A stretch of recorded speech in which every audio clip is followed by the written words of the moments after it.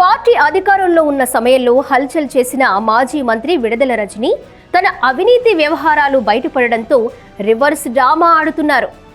BC మహిళను కూటమి ప్రభుత్వం వేధిస్తోందంటూ ముసలి కన్నీరు కారుస్తున్నారు.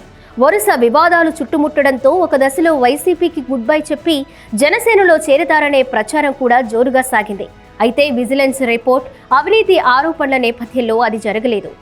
ఇలాంటి సమయంలో పిఏ శ్రీకాంత్ రెడ్డిని పోలీసులు అరెస్ట్ చేశారు.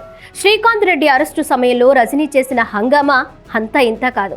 ఒక దశలో చిలకలూరిపేట రూరల్ సీఐపై దాడికి యత్నించారు రజనీ. అయితే ఇక్కడే అసలు విషయం ఎవరికీ అర్థం కావడం లేదు.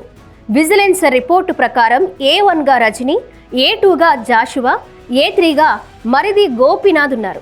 ఇప్పటికే గోపీనాథ్ను పోలీసులు అరెస్ట్ చేశారు. జాషువా ముందస్తు బెయిల్ కోసం కోర్టులో పిటిషన్ దాఖలు చేశారు. ఇదే కేసులోనే శ్రీకాంత్ రెడ్డిని కూడా అరెస్ట్ చేశారు పోలీసులు.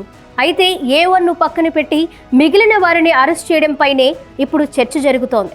పోలీసుల విచారణలో వీళ్ళిచ్చే ఆధారాల ప్రకారం రజనీని అరెస్ట్ చేస్తారనే ప్రచారం జోరుగా జరుగుతోంది.